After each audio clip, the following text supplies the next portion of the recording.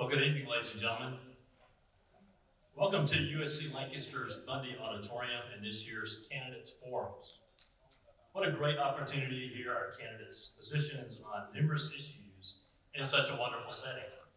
I am John McCain, President and CEO of the Lancaster County Chamber of Commerce, and we are happy to be hosting this event in partnership with the Lancaster News. As a reminder, tonight's forum focuses only on contested races in the Lancaster area. And out of courtesy to our candidates, please take this opportunity to silence your cell phones.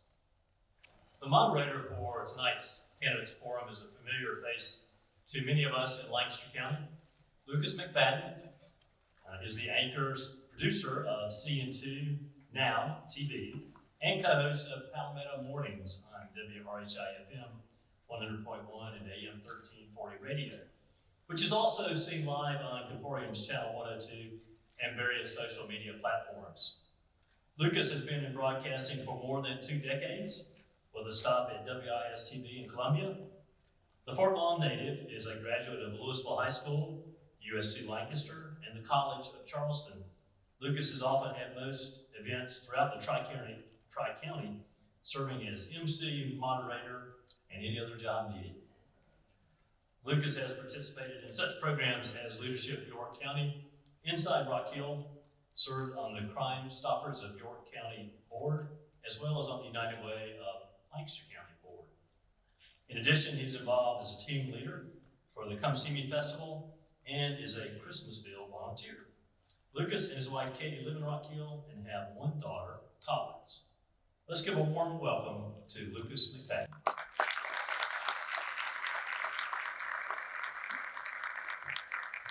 I'll be in a dunk booth this weekend for a fall festival, so if you don't like the job that I did tonight, this is your time to get your revenge. But thank you so much for being here. This is like coming home here, and certainly appreciate it. And appreciate the candidates for running for office and for you for showing up to hear directly from these candidates.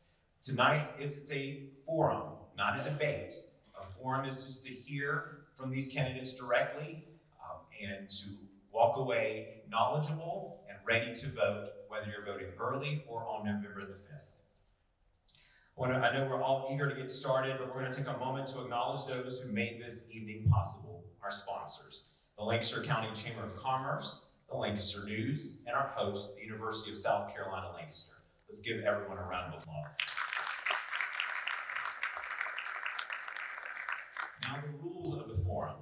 Candidates will have 2 minutes to make an opening statement and 1 minute each to answer several questions which were submitted by readers of the Lancaster News as well as Lancaster County Chamber members. Questions will be alternated between the candidates, and after the last question, each candidate will have the opportunity to make a 2-minute closing statement. Any rebuttals or follow-up to questions will be at the discretion of the moderator and limited to 30 seconds. A time clock is in front of the candidates to allow them to see the remaining time. The time will begin once the clock starts, or the time will begin once they start talking. If the time goes off, candidates, you can finish your sentence, but just do not start another one, please. We ask that you hold your applause until after closing comments are made by the candidates. Tonight's forum is being filmed by Learn TV and will be available for viewing tomorrow on Learn TV's Facebook page and on the YouTube channel. So thank you so much to the talented young people over there at Learn TV. The Learn TV QR code is provided on the back of your program tonight. We are not here to listen to me talk, so let's get started with our Lancaster County Council School Board District 6 candidates. Our candidates will now give their opening comments. Again, we're going to start in alphabetical order. First up will be Olivia Hahn. Thank you, Lucas. Again, my name is Olivia Hahn, and I'm running for the District 6 seat of our Lancaster County School Board. I am a Kershaw native and a proud product of our public school, having attended 3 of the 4 schools in our district: East Springs Elementary, go Hornets; AJ Middle School and AJ High School, go Vols. I currently serve as the Assistant Director and Public Relations Manager at the Kershaw Area Resource Exchange, also known as CARE. CARE is a nonprofit crisis assistance agency that a short-term crisis. We also have a food pantry, and we love to give out all the resource referrals that represent what is available in our great county. I am married to Gordon, who is a public school teacher, and we have a wonderful daughter named Salem, who is a sophomore at AJ High School, who opted not to come tonight because she is heavily involved in the volunteer regiment. She's fully entrenched in the band, so she opted to stay at home tonight. But I have my family's support in this, and we are a family of faith. We attend Team Church. Funny name church, but we're a great fellowship down in Kershaw, and we're all involved in the music ministry. I am running for this position because I have a vested interest in our school district. I think that more parents need to be involved, and there needs to be fostered a relationship of collaboration and mutual respect between teachers and parents. We should be in this together.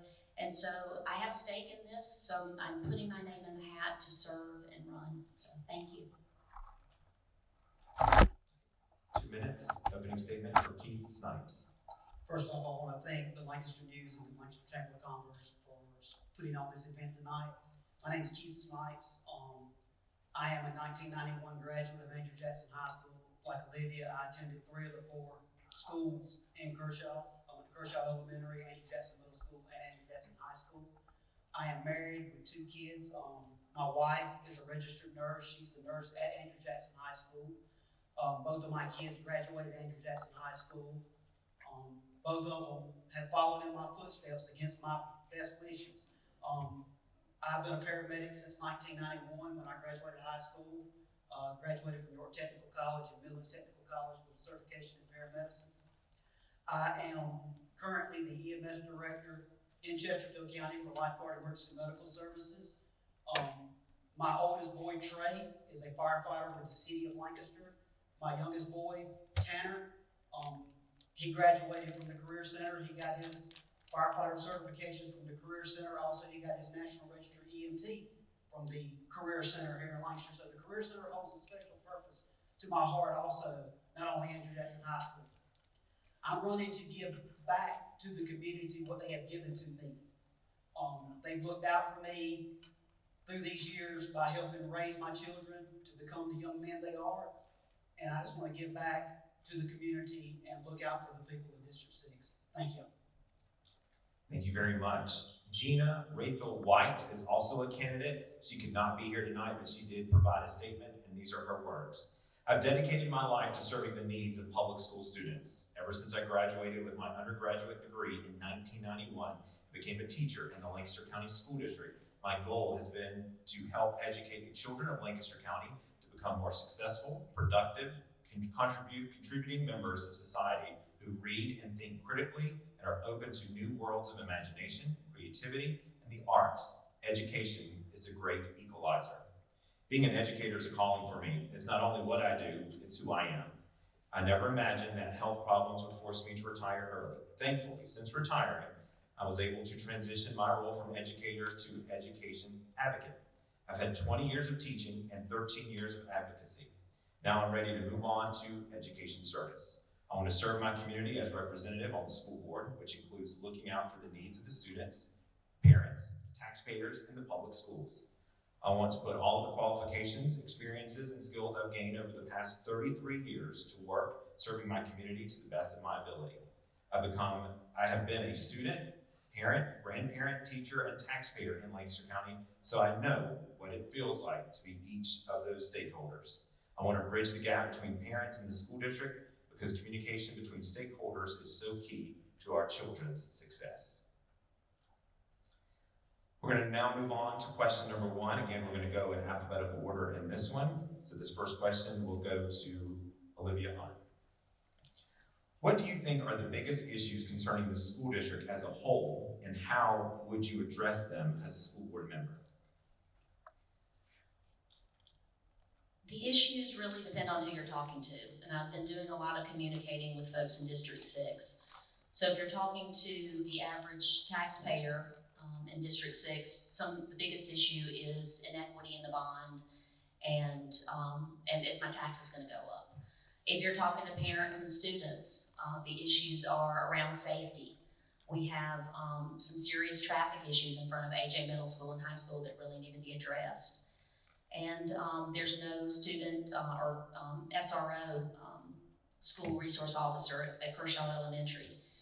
If you're talking to teachers, the issues are student behavior, lack of volunteers in the school, support for teachers is needed.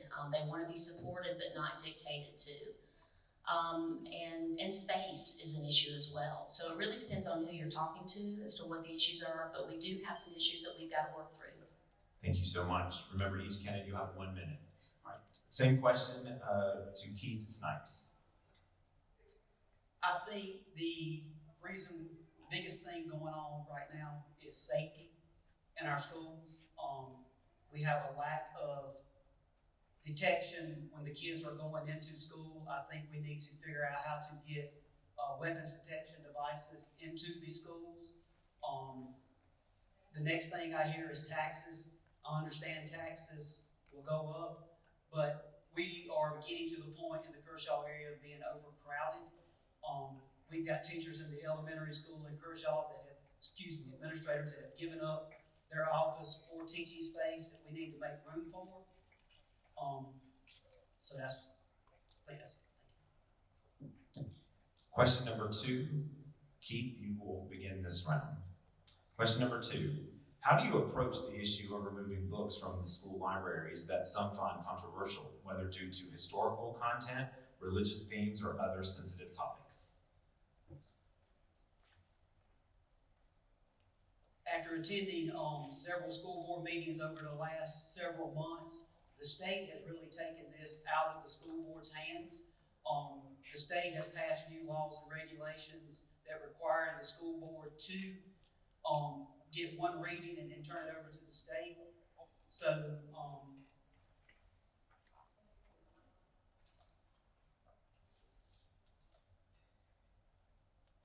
that's it. Thank you. Same question. Yeah, I unapologetically support removing pervasively vulgar and obscene materials from our school libraries. What is illegal to hand to a student on a street corner should not be in our public schools. I know there's a lot of, I know you didn't use the word ban, but there's a lot of information out there about banned books. I'm not talking about banning books, I'm talking about removing them from our public schools, where we should be supporting a proper educational environment. Okay, question number 3, Ms. Hahn, you will begin this round. Question number 3. How do you plan to ensure that resources are fairly allocated to address the unique needs of the different areas within the school district, including the fast-growing Indian area, the city of Lancaster, and the rural communities of Heath Springs and Kershaw? I'm running for District 6, and I'm running to be a voice for District 6, so I want to make sure that the things that we're promised we get. A lot of our buildings in our area are very old and antiquated, and we're dealing with space issues. So I would, if the voters see fit, I will definitely, support us getting in our area what we need.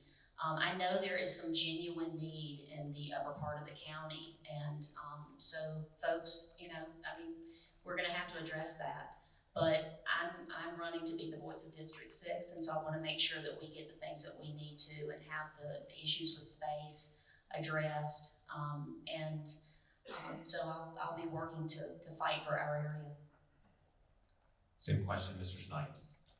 Also, I'm running for District 6 and be a voice of the people of the District 6 area, Andrew Jackson area. But also, I will fight for what needs to occur in other parts of the county. There is a need for other schools in this county that need to be taken care of because of growth. I will be there for every parent, every teacher, every taxpayer in this school district. I've got an open door policy. My phone number will be listed. My email will be listed. And I will listen to every concern, and I will take it back to the meetings with me if I'm so newly elected for this office. Question number 4, Mr. Snipes, you'll begin this round. With the ongoing challenges in public education with respect to teacher retention and student performance, what policies or initiatives will you support to improve education in Lancaster County? I think we need to address keeping our teachers in the buildings during the day instead of calling out more. I was at the last school board meeting, and one of the things that was there was a stipend that they paid the teachers. They pay them $50 a day for every unused personal day that they do not use. I think that needs to be more. If we offer the teachers more money to be in the classroom, they will stay in the classroom versus calling out sick or taking personal days. Same question, Ms. Hahn. Our Lancaster County School District already has some policies in place around family and community engagement. But as you all know, policies are just words written on a page unless they're enacted. So I really think we need to beef up and really promote that family and community engagement policy. We need families involved. I go to a lot of these community forums, and there's just a handful of parents there. I was talking to a colleague earlier today, and she said, remember when we were young and the parent-teacher organizations were just, those meetings were packed with people.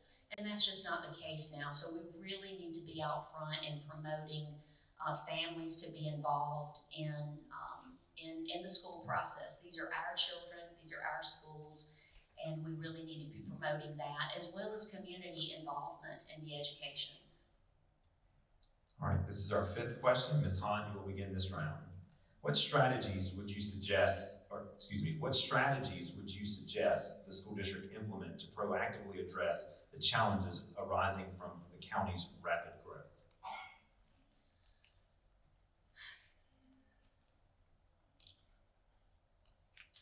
I think at the end of the day, we just need to focus on teaching our kids. We are growing very quickly. And unfortunately, we don't have the facilities that we need right now everywhere. But if we can just focus on teaching our kids in the classroom, that teacher-student relationship is so important. I'm not of the opinion that it takes a lot of money to educate our kids. It just takes a good teacher. And so I want to support our teachers in the best way we can with the facilities we have now. Same question. Yeah, I would like to see us upgrade in our classrooms to more advanced technological items that are out there today, more smart boards. Be proactive with our teachers. Give them the resources they need to educate our children, and our children will learn from that. Thank you very much. Those are the 5 questions. We will now transition to the 2-minute closing statement. And Mr. Snipes, you'll go first. Thank y'all for coming. I'm sorry, I'm nervous as a long-tailed cat in a room full of rocking chairs down here. This is just not my forte. But I appreciate it. I would love to see everyone come out and vote on November the 5th, regardless of whether you vote for me, vote for Ms. Hahn, or vote for Ms. White. Please just come out and vote. We need the support for our school district and our children. And I will work very, very hard for our children and our teachers. We need to, like I said in my opening statement, we need to get safety back into schools, get our schools secure for our children so they will feel safe in a learning environment. At the end of the day, I'm a mom who cares and wants to be involved in the public education of our area. I have a stake in this with my daughter at the high school, and I want to work to make the Lancaster County School District the premier school district that our new superintendent is promoting. I think I have a proven track record of being engaged in our community and serving in our community, and I want to parlay that into additional service at our school board level. I've been communicating with so many people in District 6. I've met with all the administrators at the schools. I've been going door to door. I think there's a certain emotional quotient that's needed for a position like this. You have to be out and about, talking to people. Being a people person is a good thing, and I think I offer that. I'm not an educator, but I am married to one, and again, I have that stake in making this the best it can be. So I think I offer a fresh voice. We need to have different viewpoints at the school board level that represent all the stakeholders. If you're interested in learning more about me, I have a website, www.olivia4district6.com. My Facebook page and my Instagram are at the bottom of that homepage. I'm constantly posting things, even though I'm somewhat new to Facebook. I know you gotta have it this day and age. So please see me out in the front. I've got my handout cards, would love to talk to you personally. And if I am so blessed to represent you in District 6, I would really appreciate your vote. Get out the vote. Thank you so much. Again, those are the School Board District 6 candidates.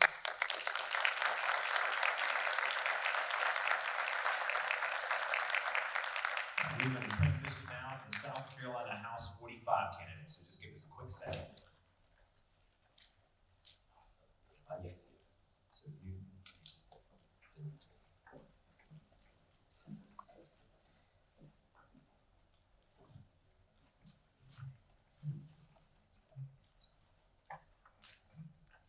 All right, and just a reminder again, the candidates will get a 2-minute opening statement. We'll begin in alphabetical order, and then we'll ping pong throughout the rest of the evening. So candidates, you ready? Okay, ready? Here we go. All right, so our 2-minute statement, we'll begin with Brandon Newton. Thank you, Lucas, and I want to first of all start by thanking the Chamber and Lancaster News for putting on this great forum. It's always great to be here, and I'm honored to be a participant in it. So those of you who don't know me, I'm Brandon Newton. I have the honor of representing Lancaster East Springs in the northern part of Kershaw County in the South Carolina House. I have worked on multiple things in my time in the House, but I want to highlight a couple that I promised you I would work on. One, I would back the blue. I have brought home millions of dollars to our local Lancaster County Sheriff's Office to provide equipment, overtime, and protection for our officers that were needed. This took the burden off of you, the county taxpayer, from having to do that. Secondly is infrastructure. Just in the last 5 years, the CTC, which is your County Transportation Committee, the committee that actually paves the rural and neighborhood streets we live on, their revenue has more than doubled because of one-time dollars that we have pumped through the CTC. I was honored to sponsor that and also vote for that. And then thirdly, cutting your taxes. South Carolina has one of the highest income taxes in the Southeast, and we have passed the largest tax cut in the history of South Carolina. We are lowering the top marginal tax rate from 7% to 6%. We are currently at 6.2%, and what that is doing is that is putting almost $1 billion a year right now back into the pockets of the South Carolina taxpayer. South Carolina, we're a tourism state. We're a state that has so many people wanting to come visit. We should maximize taxes that others pay when they visit this state, and we should minimize taxes that only those of us who work and live in South Carolina pay. To me, that means we should focus on cutting our income taxes and comprehensive tax reform. That way that the people who are working in South Carolina and our residents here are not shouldering the burden of the entire tax load of that state. We have tourists coming here, we should let them pay for our services. Thank you.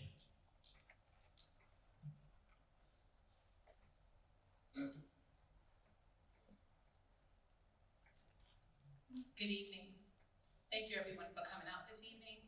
Thank you to the Chambers and to the Lancaster newspaper and to everyone who was responsible for putting this event together. I have been coming to Lancaster since I was a little girl.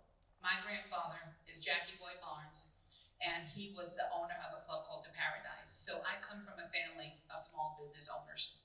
Coming here, I knew that one day Lancaster was going to be my home. And it became a reality, 12 years ago. But since coming here, and even before coming here, I wanted to come back to riding up and down the streets of Lancaster, which was innocent fun we used to have back in the days. But unfortunately, that innocent fun is gone, and times have changed. So as I'm looking at the changes, because again, I'm a mother, I'm a grandmother, I am a proud military brat, I am a community advocate, but most of all, I'm a concerned citizen, which is why I have decided to run. A little bit about my background. I am a licensed mental health professional. I'm certified in trauma, and I was pursuing my doctorate until I decided to run for office. There's a lot of things that need to be done. We can't bring back the innocence that we used to have, but we need to bring back some level of safety. We have high crimes, we have the educational system that's struggling, we have poor roads, we have poor housing, we have a low minimum wage, we have so many issues in the state. And as the incumbent has mentioned, he has brought a lot of things as it relates to the entire state of South Carolina. But what he failed to do is identify exactly what he's doing for our district. Yes, money has gone to the police department, but we need to bring the beauty back to Red Rose City. We have to start smelling the roses and stop putting them on the graves of our children who are being killed each and every day. We need more services. Thank you so much. Mr. Newton would like a rebuttal, 30 seconds. Yeah, so I usually take the Michelle Obama approach to campaigns. When they go low, we go high. I guess my opponent's not going to do that tonight. Let me tell you a little bit about what we've done for Lancaster County. Just this year in the budget, I was able to bring back $1.9 million for our Historical Society, which is renovating not only our old library, but the old Clemson Extension building, which is going to preserve our history and allow us to save and tell our story. That is a major investment in our downtown. It's more importantly that over $43 million has come back to this county for water and sewer improvements. That stops the bill being passed on to you. Thank you very much. We'll begin with question number 1. Nicole Ventor, will begin this question. What do you think are the biggest issues facing your district, and what have you been doing to prepare yourself to deal with these problems if you are elected? Right now, the issues facing our district has to do again with high crime. When you look at the statistic between 2013 and 2019, our homicide rate has increased 83%. Our suicide rate has increased 9%, but yet, we're here with a law that allows 18-year-olds and younger, to hold and have guns that's unregistered, which is something the incumbent hasn't voted for. One of the things that I have been doing, I have been vigilant in terms of helping children to identify alternative ways to deal with problematic behaviors as a mental health counselor. I have gone to multiple schools. I have advocated to the schools in reference to IEP services and a multitude of other things that truly need to be done. So not only am I doing this when I get in office, this is something I do now. I live every day. Our children are our futures. We have to make sure that not only do they have monies coming into the university system, but we have to make sure that children are able to live in order to reach their university level, and I fight for that. Thank you very much. Same question. So a couple things. One is the cost of living. Anybody who's gone to the grocery store in the last couple of years know exactly what the hardest part of living in the state right now is, as the uncontrolled inflation that we've had. That's why I have voted multiple times to cut your income taxes, to put more money in your pocket, to expand sales tax exemption so that the needed services that you have to have don't have a sales tax attached to them. And more importantly, making sure our infrastructure is improved. Guys, it is so important if we're going to grow as a community and have economic viability in the future. We must have important water and sewer upgrades. The way that corporations look at moving here, the way large employers want to move here, they got to have needs like water, sewer, and broadband. I have been able to bring back millions of dollars to do these improvements because we need them.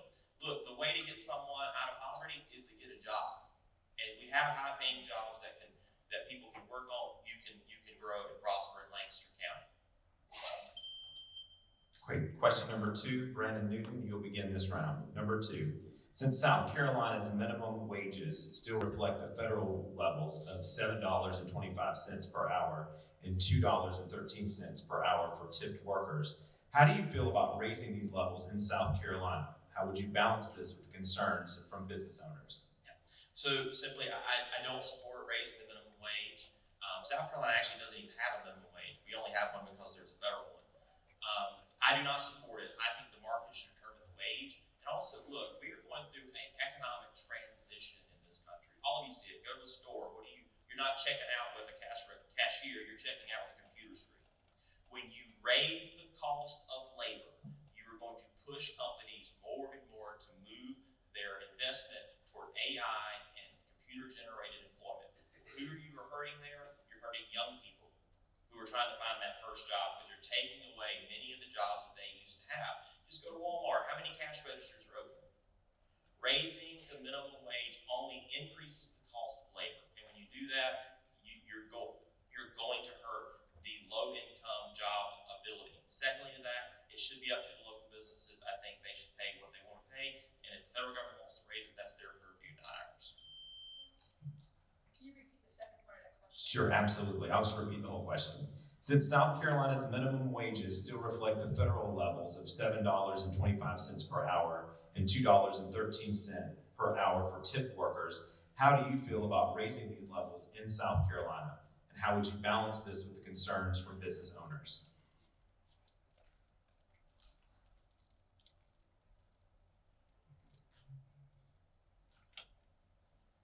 Well, I'm a proponent for raising the minimum wage. You know, right now, the minimum wage should be at least $15 an hour.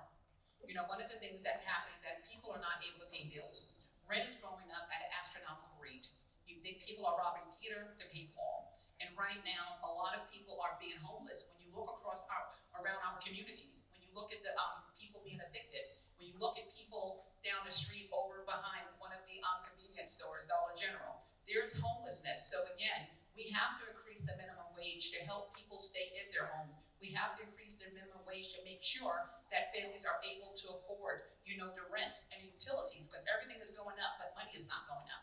So when your rent is going to go up next year and your salary is going to stay the same, what's going to happen is going to equate to homelessness. One of the things in terms of businesses, we have to start providing businesses with incentives. We have to make sure that they have more tax breaks and more support. We have too much pressure on them now in reference to them having to fund school districts, which is just simply not fair to them. Thank you. Question number 3, Nicole Venter will begin this round. Lancaster County's western border is roughly 50 miles of the Catawba River and Sugar Creek. These waters are a huge asset and threat, respectively, to our quality of life and recreational tourism. What are your plans to care for our waters? One of the things that's important to care for waters is to ensure that we have environmental protections. And when you look at environmental protections, one of the things that's so important with that question is understanding Project 2025. Because again, you know, how are we going to protect waters when Project 2025 indicates that one of the things that would stop is environmental protection?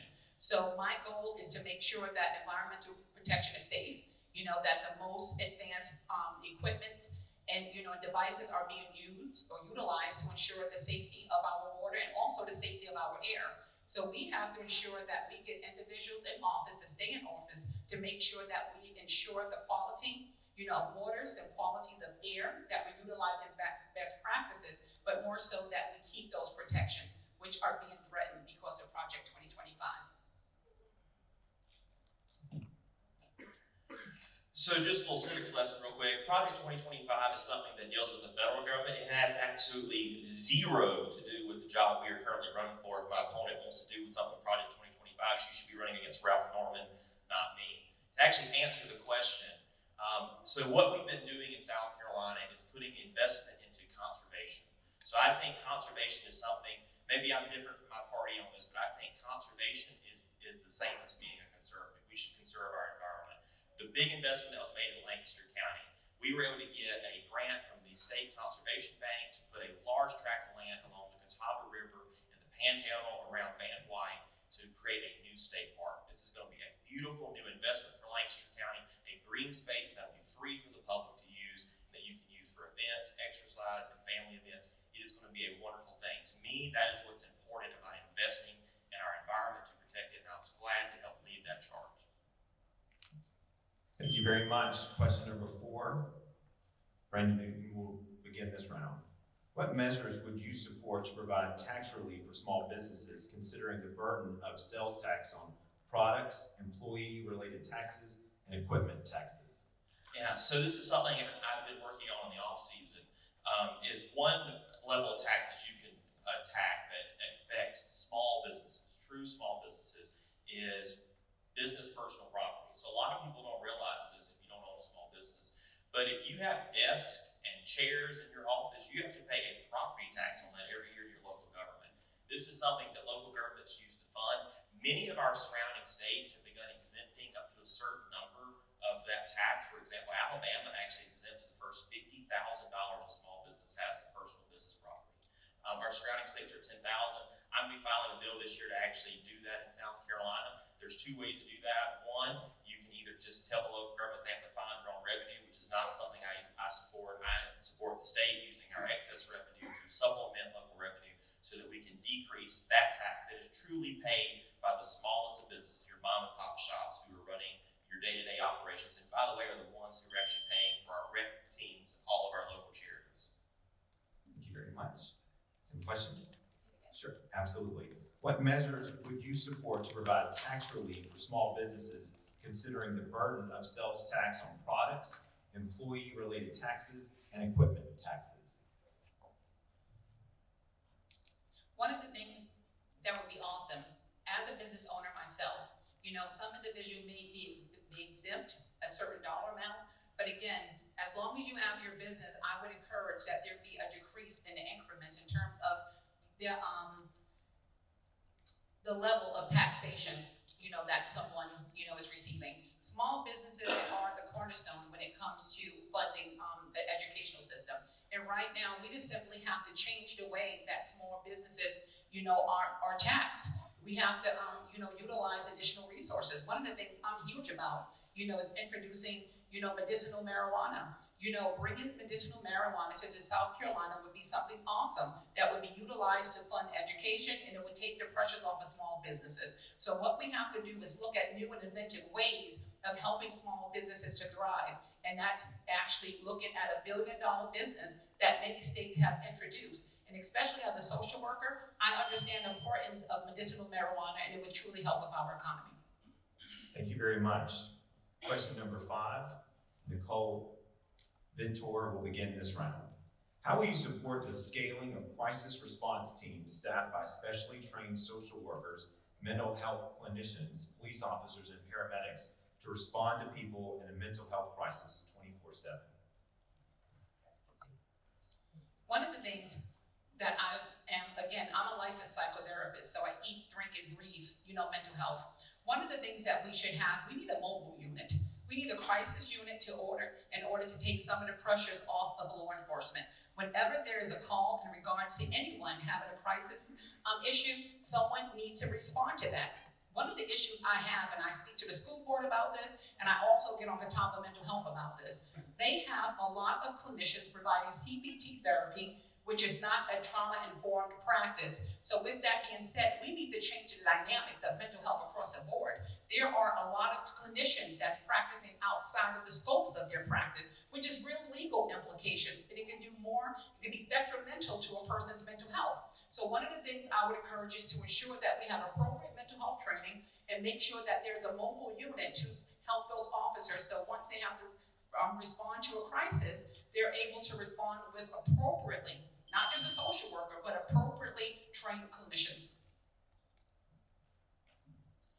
So mental health is a huge problem that we all see every day. All you have to do is look on the street. You'll see people who are suffering from mental health issues. So a couple of things we've been looking at doing and some things that we have done. One, a bill failed at the last minute of session this year, which would have combined our health care agencies. South Carolina has 6 healthcare agencies that do healthcare, by far the most in the country. We need to consolidate our healthcare agencies into a more centralized system. That way we don't have people falling through the crack. Very often I'll get a call from a parent whose child is hooked on a drug, has a mental illness, and they're trying to get them into a facility. And what will happen is I'll call Departmental Health, and Departmental Health will say, no, that's DeOtis' job. That's drug, alcohol, abuse services job. You need to call them. And people keep falling through the cracks. We need to have one person in charge of our healthcare system in South Carolina. That way they're accountable to us and the results. And secondly, we need to continue an effort we've done to stop making law enforcement be the transportation for mental health care patients. Putting them in the back of a police car and often in handcuffs is the worst way to treat someone who's having a mental crisis. That concludes the 5 questions. We'll now transition to the 2-minute closing statement. Again, continuing with the back and forth, we'll begin with Brandon Newton. Well, thank you, Lucas, and thank you all again for being here today. It's an honor to represent you, and I want to continue to do your work in Columbia. I want to make sure that we're making sure our roads are paved, that our taxes are being lowered, and that our kids are being properly educated. But guys, I hate to say this, but since my opponent decided to go negative for the first question, I guess I'll share it.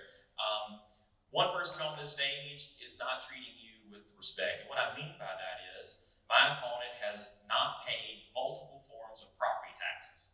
She's not paid her car property taxes, she's not paid her home property taxes, and she has back paid business taxes. If someone gets on a stage like this and asks you to vote for them to go to Columbia and spend your tax dollars when they don't have the respect to pay their own taxes, you can look it up, it's online. It should make you raise an eyebrow. It should raise your blood pressure.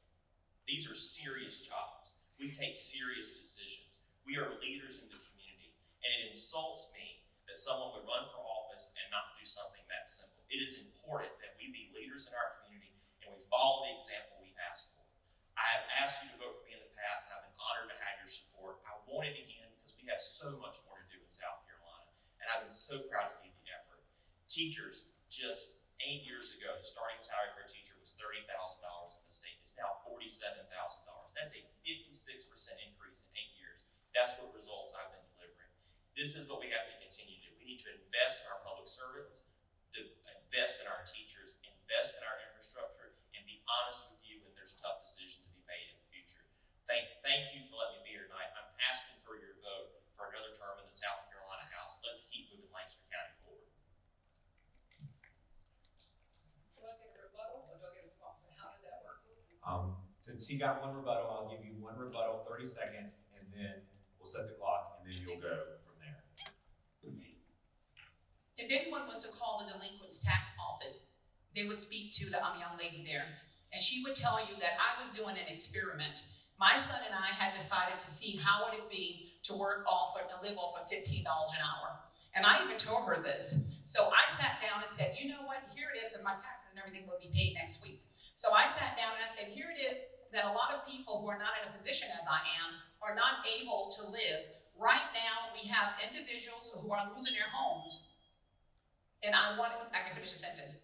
We have individuals who are losing their homes, and I wanted to show what it would be like for my son to see how it is to live on a minimum wage. And that was on $15 an hour. Perfect. Okay, let's go ahead and begin your 2-minute closing statement.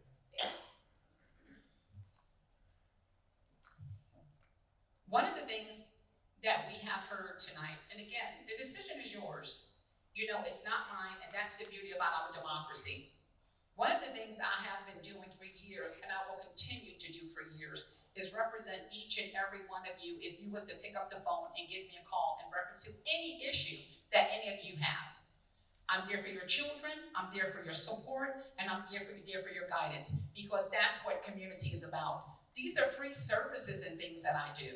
This is something that I believe in because I believe in people. Right now, we have an increase in crime. The incumbent has not talked about one thing as it relates to dealing with crime, as it relates to dealing with affordable housing. You know, he spoke about infrastructure, but at the same time, infrastructure have received almost $50 million in grant money, but yet our roads are still deplorable. So if he rides those roads, he would understand that. So either he's complicit or the money is going somewhere. So number one thing that we have to do, we need transparency when it comes to government. We need to make sure our teachers are able to teach, that they have resources, that they are able to sit back and teach the lessons rather than worrying about problematic behavior, rather than worrying about social service needs, rather than worrying about a multitude of homes. We need to look at zoning. We need to look at affordable housing. How can we sit back and identify ways to have some rental regulations? How is it that our salaries are staying at one level, but at the same time, you know, you look at it and your rent is going up? How do we ensure that we can continue to live and thrive in Lancaster when so much is against us? We need transportation services. We need better roads. There's so much need. And as House Representative, his job is supposed to be to make sure those needs are addressed. But what you heard today, he's addressing parks, which is great. When kids are dying, they can't enjoy those parks. Okay, so what we'll do is we'll go ahead. These candidates will certainly be here tonight and follow up with them on social media if you heard anything here that you want more information with. So to help move our evening along, we appreciate again the candidates for South Carolina House District 45. Thank you, everyone. And now moving to South Carolina House District 53.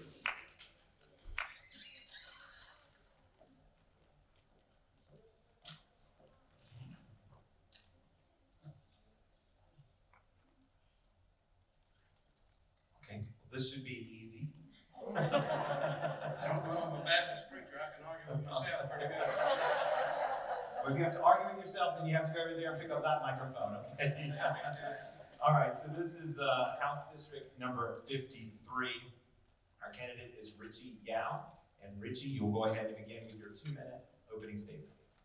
First, let me thank you for allowing me to come. Second, let me apologize for not dressing the part, but tonight is a little different. I'm a week off of surgery. My wife was with her mother today, so I had to dress myself, and that's kind of tough as a left-handed guy. But I am proud to be a part of this delegation. What Brandon failed to tell you a while ago was this delegation is the only delegation in the state that has a member of the Ways and Means on it and a member of the South Carolina Rural Infrastructure on it, which is astronomical, and it's a great asset to have for this county. I'm retired out of the Air Force. I'm also a Baptist minister and raise a few cows, and I'm just excited to be here, excited to be in the House and to see rural South Carolina things changing and benefiting the rural South Carolina that we've done. I'm also, this may cause trouble, Buford and AJ folks, but I'm also Rams radio, voice of the Rams, and we travel with the football team. All right. We'll begin now into our 5 questions. Question number 1. What do you think are the biggest issues facing your district, and what have you been doing to prepare yourself to deal with these problems if you are elected? One of the biggest things that has tagged our district is it has been a struggle in the state to bring funds into rural South Carolina. We fought that fight for the last 10 years and are just now getting ahead of it. And when we can't bring the funds in that Greenville, Spartanburg, Horry, and Charleston counties are bringing, we can't fight the same fight. So we have to bring the extra funds in to get it to where we can bring in economic development. You're seeing that in District 53, all of Lancaster County. You're seeing the funds come in, and you're starting to see economic growth. Question number 2. How much funding are you willing to request for allocation to the long-term treatment of opioid and other addictions in your first-year budget requests? I have requested money every year I've been in office for the district and the region. I have, DOADAS has selected me as their legislator of the year. Prime example, and I'll tell you that drugs hit hard to me. My brother died 2 years ago to a drug overdose. So I'm dedicated to it. Without a doubt, I'm not going to put a limit on it. If they come to me and tell me they need something, we're gonna ask for it. You gotta ask. If you don't ask, you don't get nothing. Okay. Question number 3. What actions would you take as a legislator regarding reproductive rights? I think we have. As I said, I ran pro-life 12 years ago. I'm still pro-life. I will always be pro-life. And will always vote pro-life. And that hands down, I think that's a simple question. Question number 4. How do you plan to expand opportunities for young adults to receive training and develop skills in trades such as welding and farming? We have to bring the funds. It all goes back to the funds. We have to bring it back to USC. We have to bring it back to the technical colleges. We have to bring it back to the school districts to encourage and to assist them in getting it to our classes. And it starts in the high school. Everybody doesn't go to college. Everybody doesn't go in the military. There's some farmers out there. I'm thankful to have done both. I farm. You mentioned welding. I was able to get my welding certificate, and I did welding as well. We have to encourage it in the schools. We have to encourage it in the homes that it's okay to do work. It's okay. Everybody doesn't have to go to an 8-year college. There's welders out there making $100 an hour. There's farmers out there that are doing pretty good, and we have to do our part. Start young, encourage them, and let them see the difference and bring the funding so that they can do the difference. And question number 5. What areas of the state budget would you focus on as a legislator? That's a wide open question. You said, what areas of the state budget? When you asked me a while ago, would I be unlimited on the amount for drug money? The areas that that we focus on for me is the rural infrastructure. One, because I sit on the rural infrastructure committee, and we know how important that is to rural South Carolina, bringing the funds back. Now also, again, there's a lot of agencies here that have been the benefit of our delegation's help. If they ask, we'll put in for it, and we'll fight for it to the end. We don't call unless they're not doing a community service. Okay, that wraps up the 5 questions. We'll give you 2 minutes as part of your closing statement. If we get somebody up here to rebuttal, it'd be a whole lot more fun. I do thank you for allowing me to come. Hey, we didn't get any back and forth, but I guess some people just don't care about their constituents as much as I do. My number is 843-610-9362. It's been out there for 10 years. I don't hide from it, don't hide behind it. If you don't get me, send me a text. I'm either on a tractor or in a pulpit somewhere. I'm proud to be a legislator representing Lancaster and Chesterfield counties, and I'm asking for your vote again. I'll do my best. Will there be times that you not agree with me? Absolutely correct. There'll be times you do not agree. But I will do my best to represent you and to do what we have to do for our children coming up next and for our future, and that's where it's at. My name is Richie Al. Again, I'm asking for your vote. Thank you for allowing me to be here. Thank you so much. Round of applause.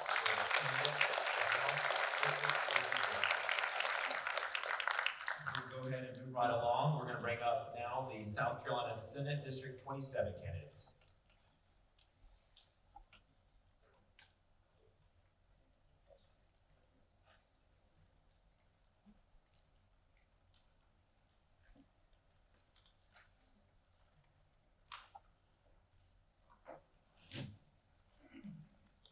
Again, same rules will apply. We'll begin with a 2-minute opening statement done in alphabetical order, and we'll begin with Alan Black.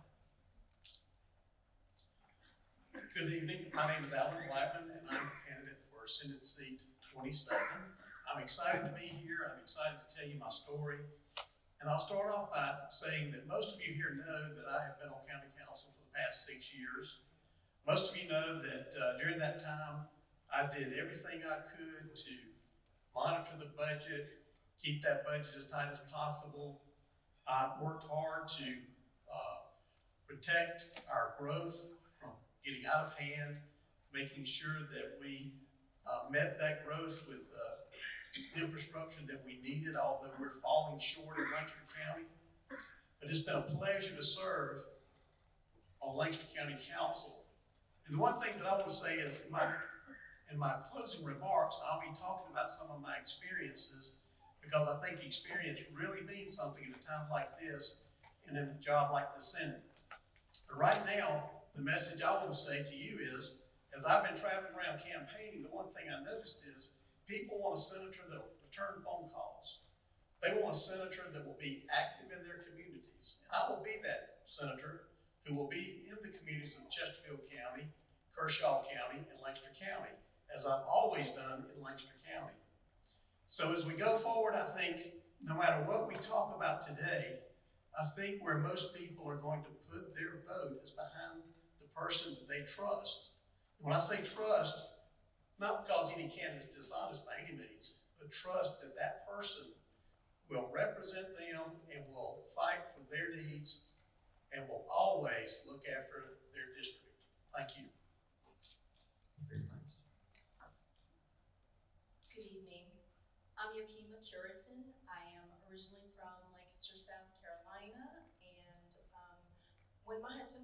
when God called my husband and I back to Lancaster, we were immediately met with challenges after challenges at the city and at the county level. And we decided, if anybody knows me, they know that once I have to complain twice, I'm going to do something about it. So, you know, I am currently working on the Lancaster Minority Business Council and working towards bringing in new businesses, getting money to our small businesses, because my platform is twofold. It is working, protecting women's reproductive rights, and also making sure that we have transparency in our spending. And And what that looks like is just being able to make sure our schools are fully funded and that small businesses they not only survive in this environment, but that they're thriving. I'm excited to be here, to be running for South Carolina Senate, and I not only need your vote, I need your voice, because when we are working on this together we win. Thank you very much. We'll now begin our round of 5 questions. Okima Curitan, will begin question number 1. Question number 1, what do you think are the biggest issues facing your district, and what have you been doing to prepare yourself to deal with these problems if you're elected? Yes. I think that in all 3 of our counties, we are seeing affordable housing struggles, we are seeing public education issues, and we are seeing small businesses that need a little bit more support. So as I spoke earlier, I co-founded the Lancaster Minority Business Group here in Lancaster to make sure that our small businesses, Black and brown and women, have access to funding, that they understand what their access to capital can be, and that they are credentialed to be able to be competitive at the state level. I currently serve on Lancaster's Planning and Zoning Commission, which is part of making sure that our affordable housing is addressed. We worked on our comprehensive development program, and until I came on board, there was no mention of affordable housing.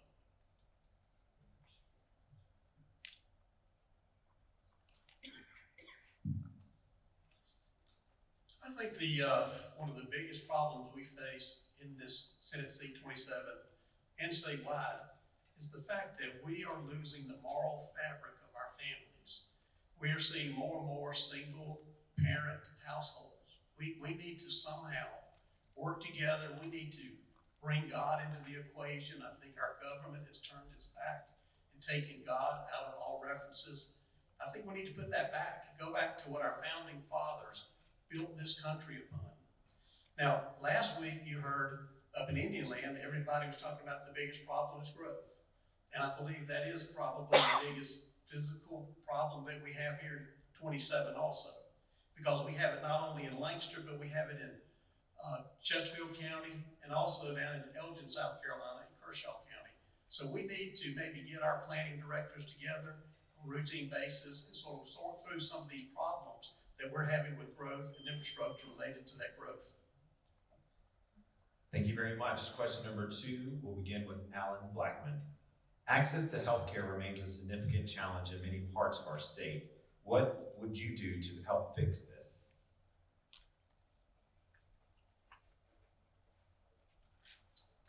Well, it's always good to have access to healthcare.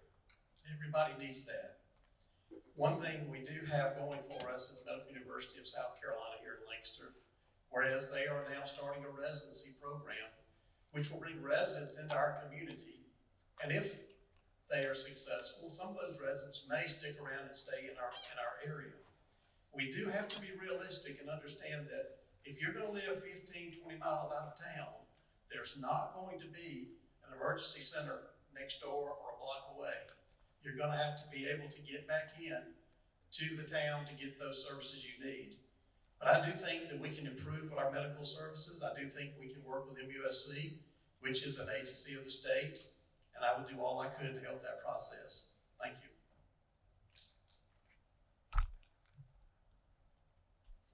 Sure, absolutely. Access to healthcare remains a significant challenge in many parts of our state. What would you plan to do to fix this? I would repeal the anti-abortion ban.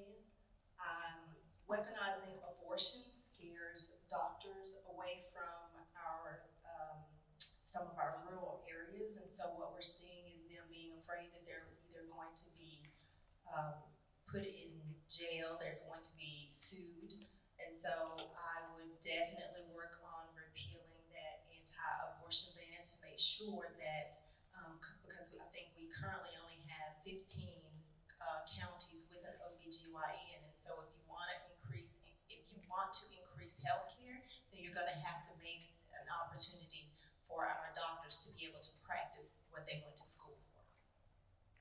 Thank you very much. We'll move on now to question number 3. Yokima Curitan will begin this round. Question number 3. How supportive are you of South Carolina public schools? For example, do you believe public education money should be used to pay for vouchers to private schools, even though private schools are not required to follow the same laws as public schools, such as special education laws or laws regarding student testing, specifically given public education has been underfunded in our state for years? I am super supportive of public education. I do not support education vouchers. I think Senator Mike Fanning did an excellent job in taking that to the Supreme Court and making sure that it was stricken down. When you give a voucher to a family who is already not at income or struggling, then you've already put them $15,000 to $20,000 in debt because a typical private school is a $20,000 ticket. And so what I don't think that vouchers are important, but I think that small businesses who bear the burden of supporting our public schools, they need to be supported. So I see grants, I see tax breaks for them in place, and things of that nature that need to be implemented. Repeat the question.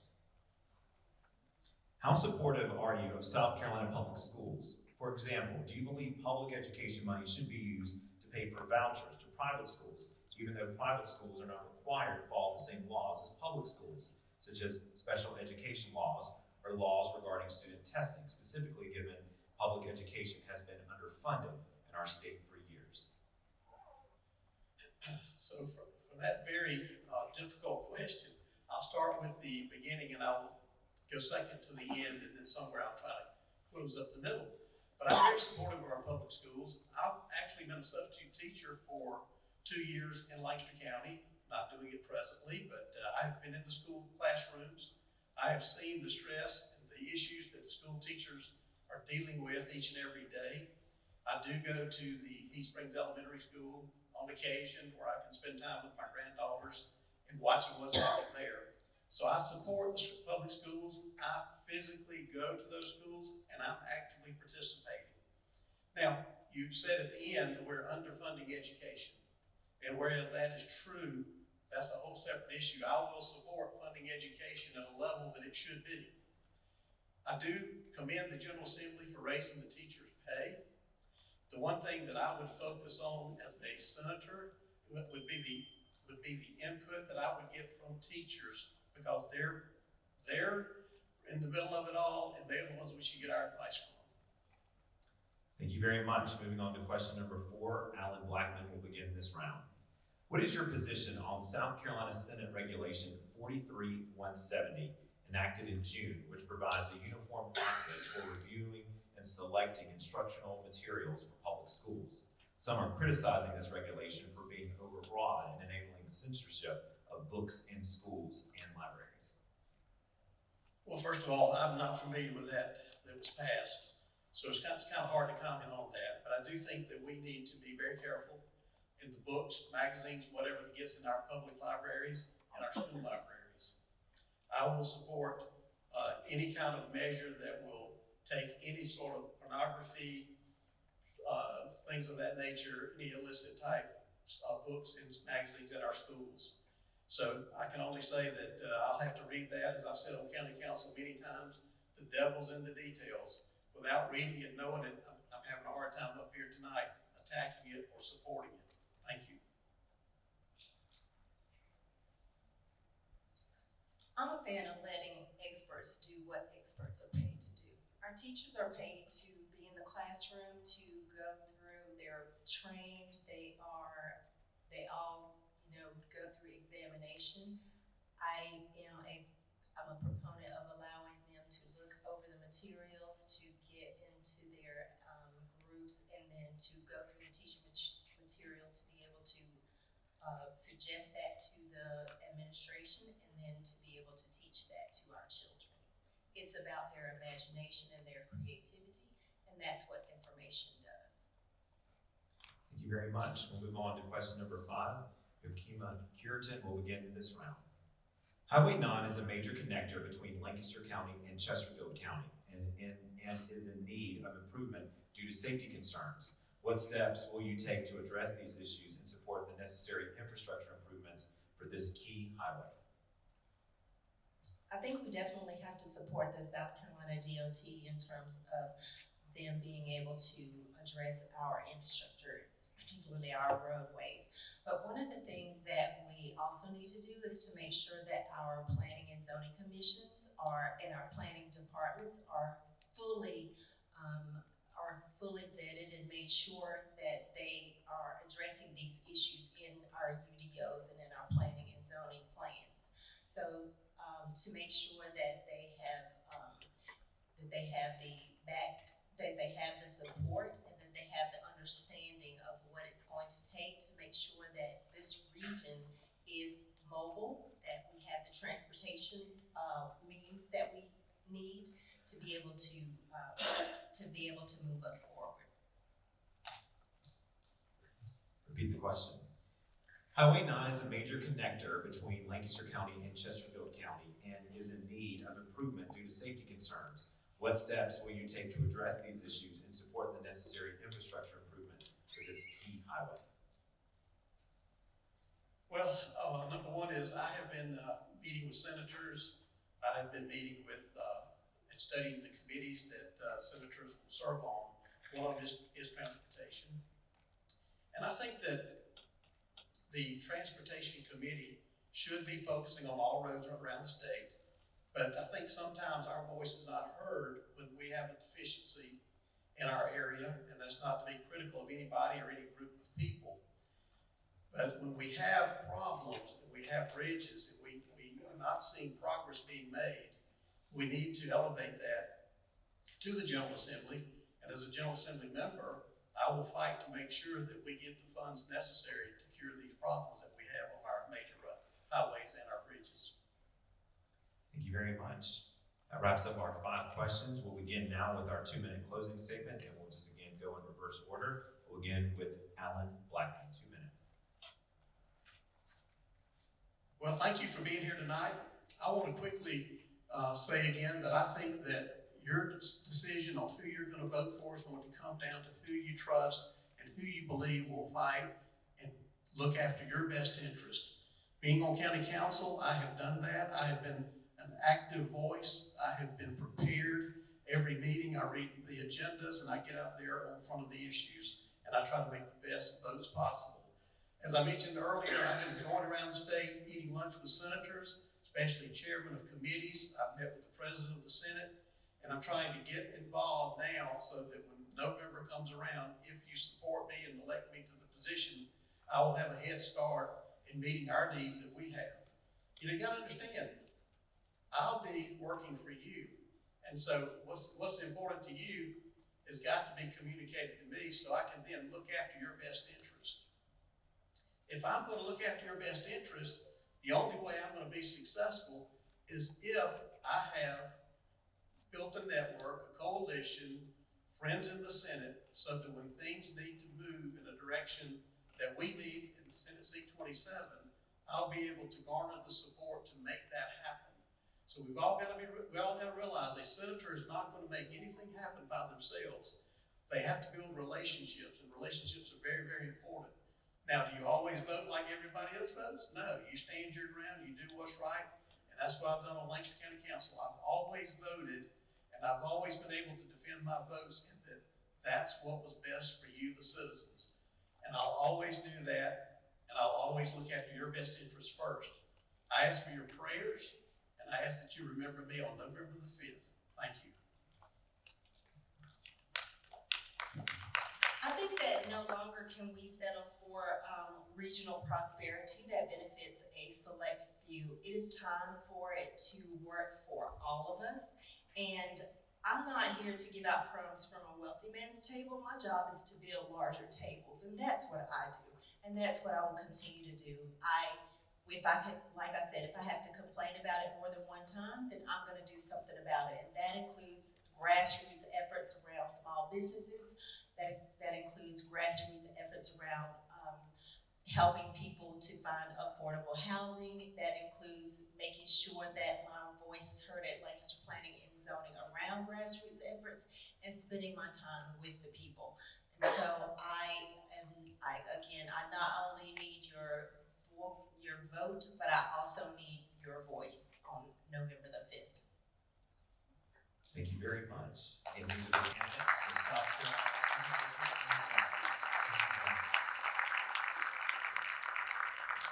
We'll transition now to our U.S. House District number 5.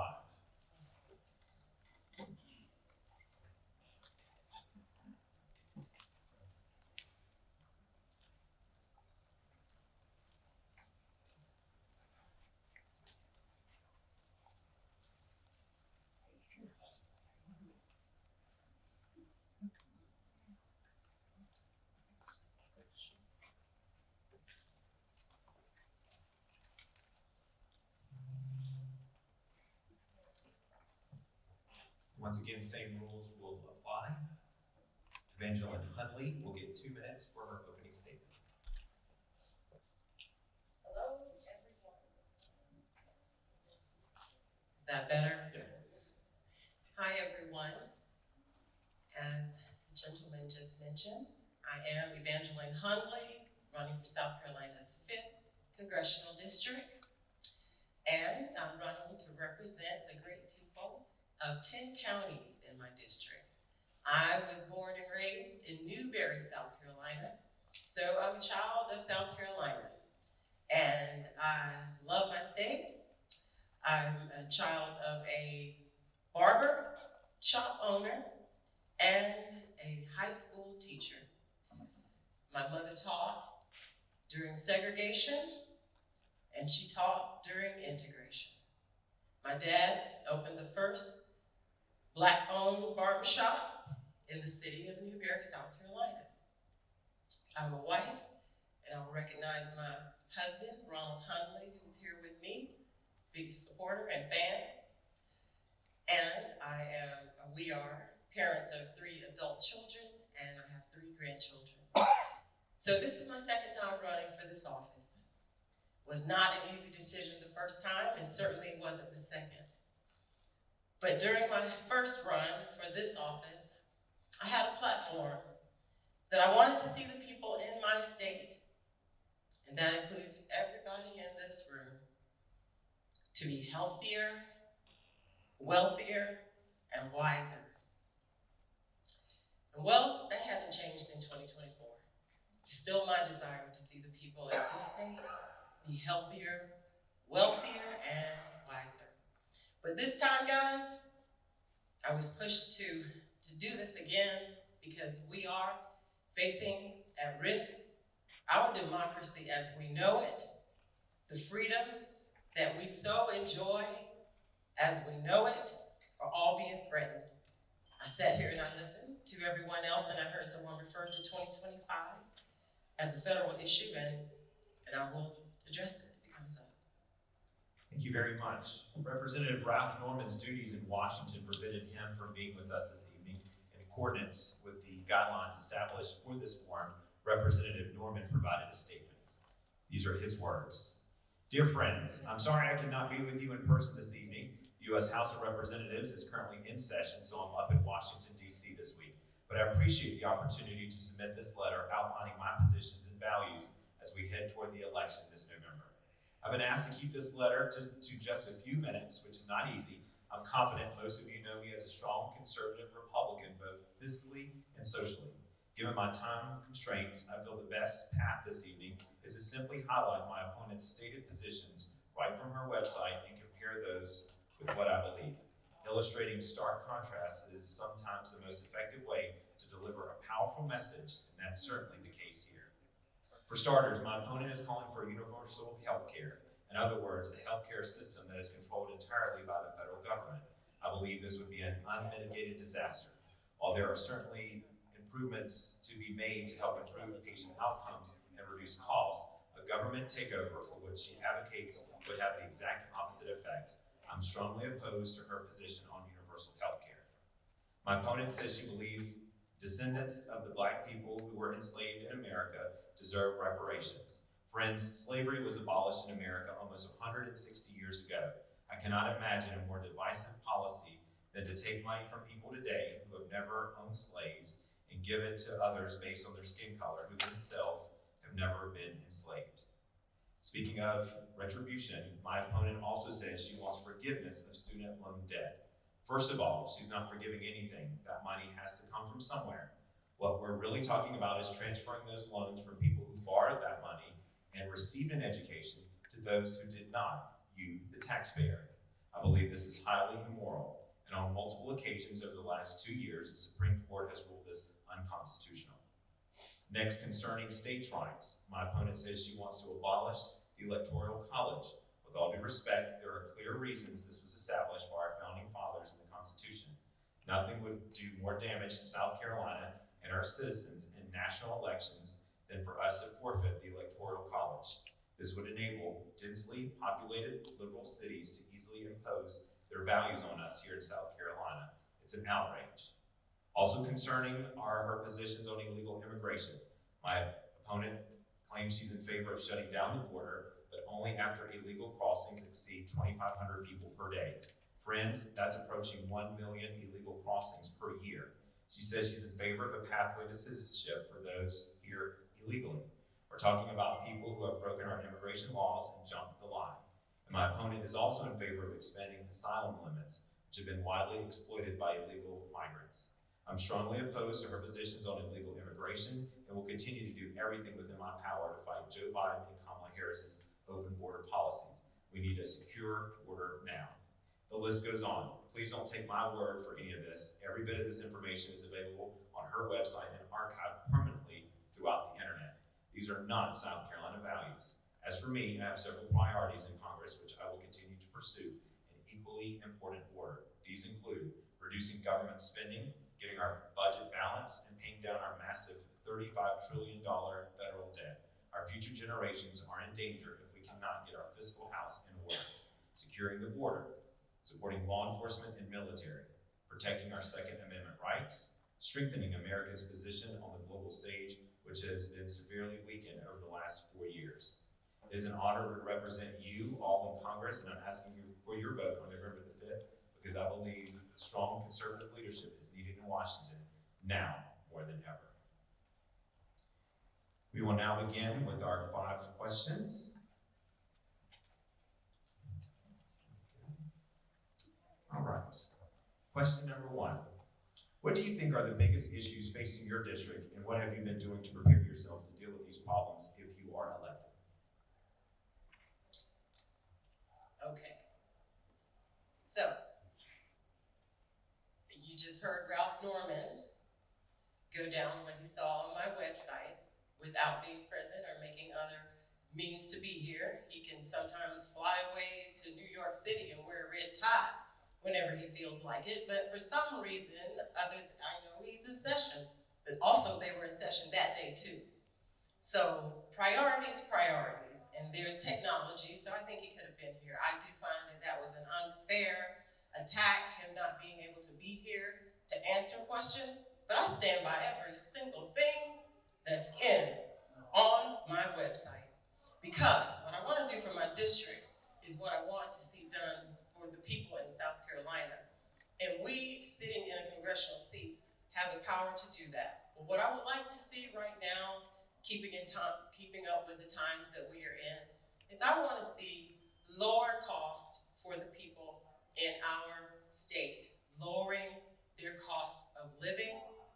I would like to also, besides lowering the cost of living, I want to see us have stronger and better health care. And yes, health care for all. We are the only nation in all of the advanced nations that are in the world that don't do that for their citizens. And yet we're the richest nation in the world who doesn't do that for their citizens. So absolutely, yes, I want universal health care. Thank you so much. So no question one. Question number two, remember 1 minute for each one. With many families struggling to find affordable and reliable childcare, what policies would you support to increase access to quality childcare services, and how would you ensure these services are affordable for all families? Pass the permanent child care tax credit. From a federal level, that is what I can do. I hear the struggles every day from families who cannot afford health care. I even heard, I think one of the Republican state house reps mentioned that one of the biggest issues they hear that would help the people in this state is child care. So we've got to do better. And from a federal standpoint, I would just pass that permanent child care tax credit so that that helps people afford child care. Question number three. What will you do to lower the cost of living for working families and individuals? Well, first thing I would do is work with the hopefully Democratic majority in Congress to pass the anti-gouging laws, because there are companies who are making trillions of dollars, money hand over foot, and yet still charging you more than you should be charged. So for that is one of the main things that I would do. And also, what was the rest of that question, sir? What would you do to lower the cost of living for working families and individuals? Oh, we need affordable housing. For one, my background is a developer, and 20 years next year, a residential builder. So I understand the cost of housing. I've used the grants. I would support Kamala Harris's plan to build 3 million more homes, affordable homes, and offer that $25,000 grant to people who need it, because I've used it for the people that I've helped get homes, and that's the only way they could afford it. Thank you so much. Question number four. What would you do to bridge the discord between parties? One more time. Sure. What would you do to bridge the discord between the political parties? To raise the discord? What would you do to bridge the discord between political parties? Okay. I'm sorry, am I hearing? Say it one more That's time. okay. What would you do to bridge the Bridge, that's the the word. discord Okay. between Yes, political okay, parties? that was the only word, guys, it was bridge. Okay, to bridge the discord between parties, well, first we have to know truth, hear the truth, speak the truth, live the truth, and that's the beginning of getting, bridging that discord. Because once we can agree on a certain set of facts, then we can start to negotiate and do right by our people. So first we have to just have a certain establishment of facts and truth, and that be the primary thing, and then listen to each other. Just listen and see what the needs are of the people that are around us, and find ways, even when we disagree, to come together for the greater good, and not just be a one-size-fits-all, supermajority, one way of doing things kind of nation. We need definitely two parties that can work together. But unfortunately, in this state, we have a supermajority of Republicans. So it's kind of hard. Thank you so much. Question number five. If elected, what is one piece of legislation you would prioritize and advocate for in the next 2 years? There are several. And again, with a majority Democratic House, the first thing we're going to do is codify Roe v. Wade into law, so that this whole argument and question about women's bodily autonomy stops being litigated in public.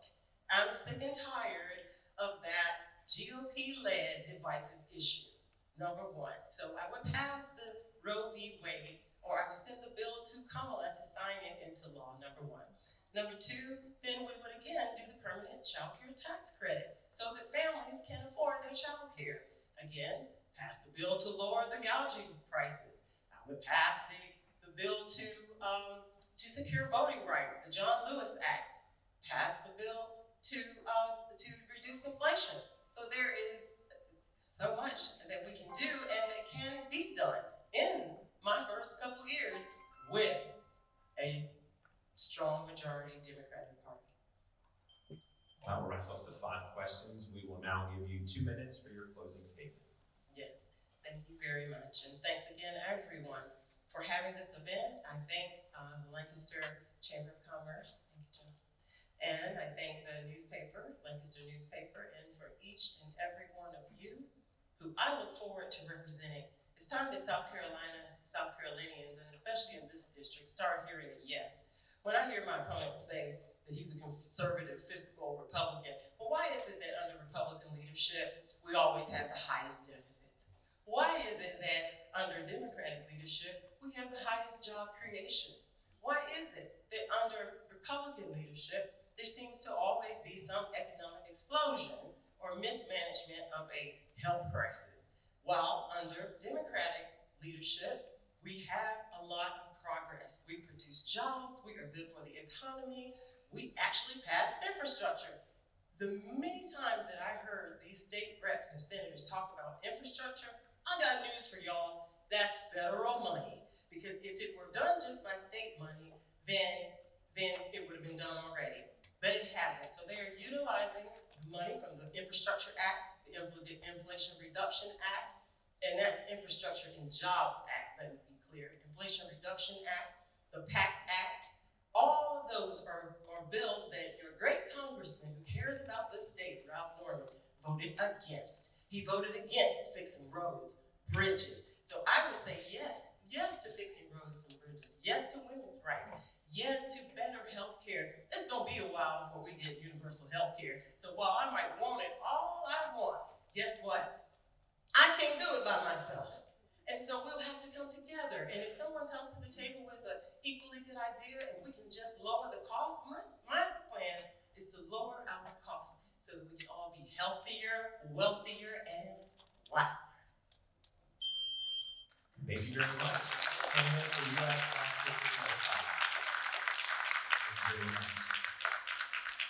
I'm going to remind everyone there will be a ballot question, several ballot questions on your ballot this year. The November 5th ballot in Lancaster County will feature 3 questions actually for voters to consider.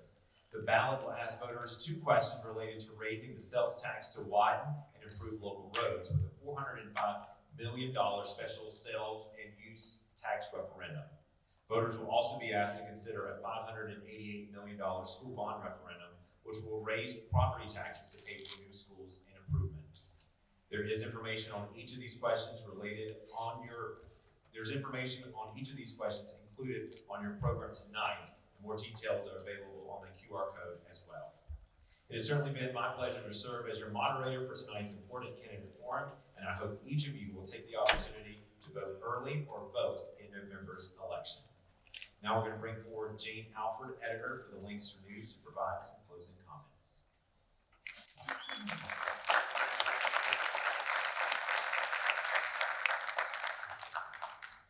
Good evening.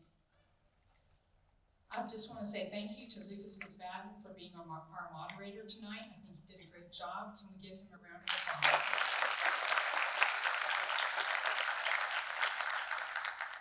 I'd also like to thank our timekeepers, Christy Ross and Lyndon O'Neill from the Lancaster News, as well as our police officer here who's been providing security tonight. Shall we give them a round of applause?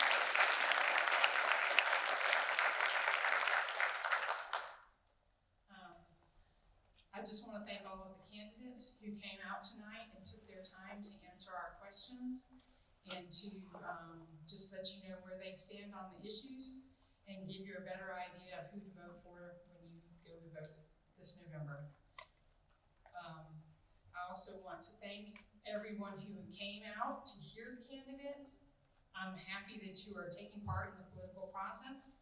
And I just encourage everybody to, no matter who you support, Republican, Democrat, Independent, even our nonpartisan candidates, the most important thing is that you go vote. Whether you go vote early, whether you vote absentee, or whether you vote on election day, be sure to go vote. This concludes tonight's candidates forum. And on behalf of all of those who brought you tonight's forum, I wish you a good night and drive safely home. Thank you.